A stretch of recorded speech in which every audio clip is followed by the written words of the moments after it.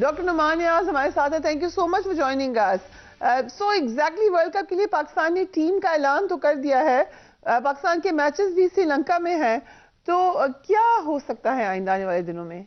देखें फरिया, इससे पहले कि हम डिटेल में जाए ना, मैं तो हैरान हो गया हूँ। आकाश चोपड़ा मुझे बड़े ही रीजनेबल कमेंटेटर लगते थे, बड़ा ठक्के वाला प्लेयर था, बट ये रिडिकुलस बातें, एब्सोल्युटली रिडिकुलस बातें कर रहे थे कि एक तो आईसीसी लेजिस्लेटिव बॉडी है जो कि फुल मेंबर बोर्ड पे के वोट्स पे चलती है, ये फीफा की हम्म। गवर्निंग बॉडी नहीं है। How could you compel, hmm. ICC compel नहीं कर सकता ऑस्ट्रेलिया को, इंग्लैंड को कि जी आप पाकिस्तान के साथ नहीं खेलेंगे या प्लेयर नहीं भेजेंगे।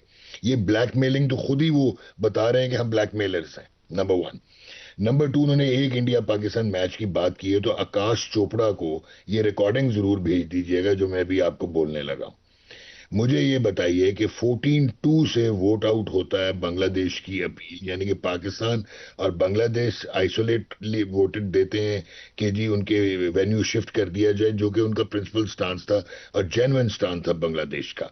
वही स्टांस था जो इंडिया लेता है, या वही स्टांस था जिसमें पाकिस्तान ने कहा था हम इंडिया नहीं जाएंगे तो हमें श्रीलंका में मैचेस अलॉट हुए थे।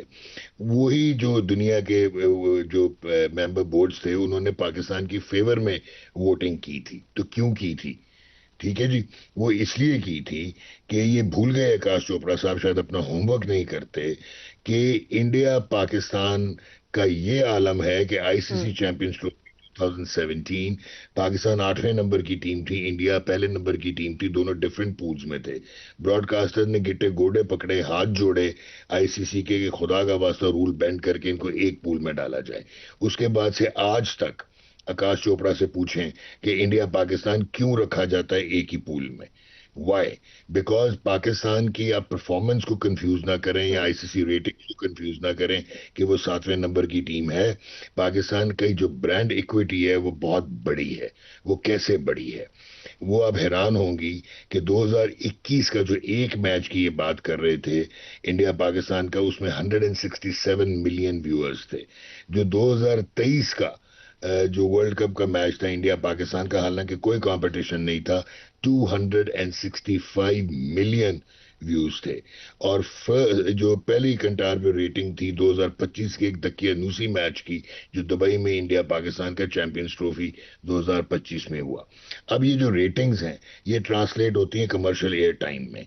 तो इंडिया पाकिस्तान के एक चैनल, इंडिया का एक चैनल जो ये ब्रॉडकास्ट करता है, उसके 10 सेकंड के स्लॉट की जो प्राइस है दैट इज 18,750 US डॉलर। तो एक T20 जो है उसमें 50 मिनट होते हैं, यानी 5.27 मिलियन डॉलर्स का रेवेन्यू एक चैनल बनाता है इंडिया पाकिस्तान के मैच से।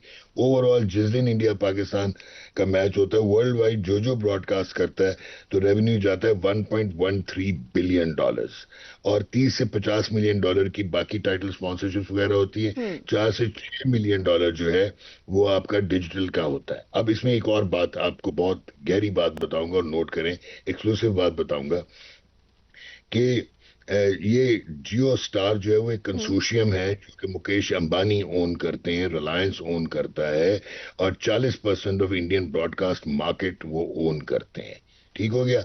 नंबर टू, जो इंटरेस्टिंग चीज है वो ये है कि उन्होंने 576 मिलियन डॉलर का वायाकॉम 18 खरीदा, 8 बिलियन डॉलर का उन्होंने डिज्नी यूएस खरीदा। उसके बाद उन्होंने 3.1 बिलियन डॉलर्स के आईसीसी के राइट नेक्स्ट साइकिल के खरीदे, 6.02 बिलियन डॉलर्स उन्होंने आईपीएल में इन्वेस्ट किए हुए हैं। जब ये 2024 का आईसीसी ने टूर्नामेंट जो है वर्ल्ड हम्म। कप T20 वो करवा दिया वेस्ट इंडीज और यूएस में, तो प्रोडक्शन कॉस्ट डबल ट्रिपल हुई, तो लॉसेस हो गए जियो स्टार को। तो उन्होंने पनाह मांगी, उन्होंने कहा हम ये राइट्स वापस कर रहे हैं।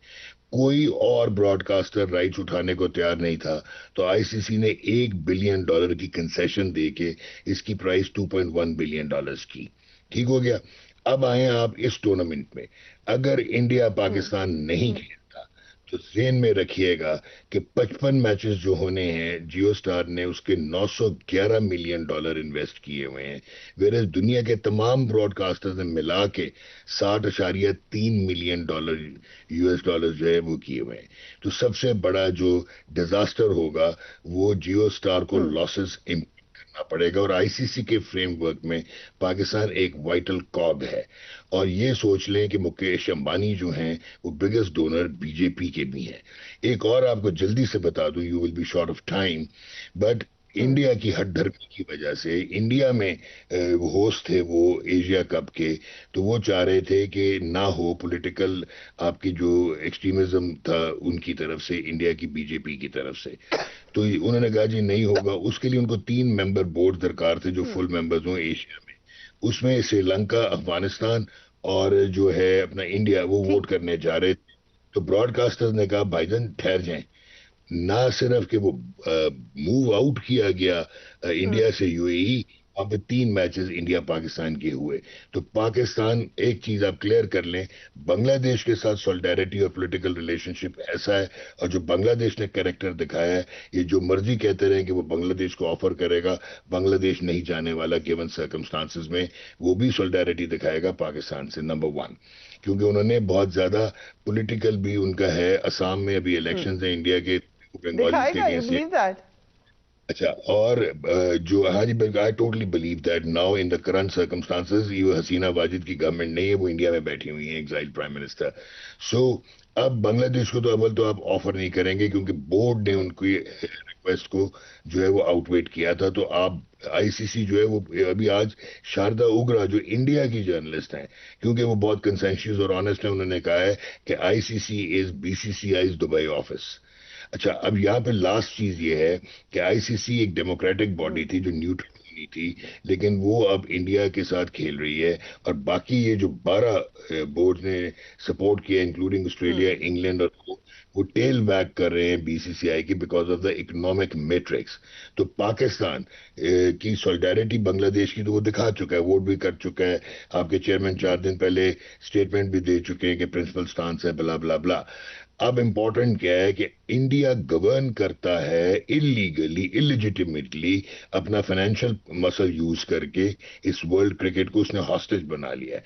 तो आप जहां पे पॉलिटिकली उनको अभी आप साथ राफेल कराते हैं और आपके ये वाले इश्यूज हैं कि इंडिया इस वक्त बेचारा फारिग हुआ हुआ है, तो पॉलिटिकल नैरेटिव आपका किल हो जाएगा अगर आप जो है वो अभी स्टैंड नहीं लेते।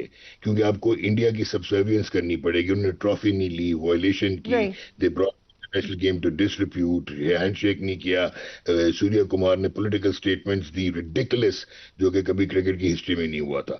तो पाकिस्तान अगर बायकॉट करता है तो ये जो फॉल्ट लाइंस हैं इंटरनेशनल क्रिकेट की गवर्नेंस में, वो एक्सपोज हो जाएंगी और आईसीसी को 10 मरतबा सोचना पड़ेगा। और बाकी जो बोर्ड हैं वो भी घबराएंगे, इसलिए कि आईसीसी के फ्रेमवर्क में 63% रेवेन्यू जो है वो इंडिया पाकिस्तान के मैचेस से जनरेट होता है।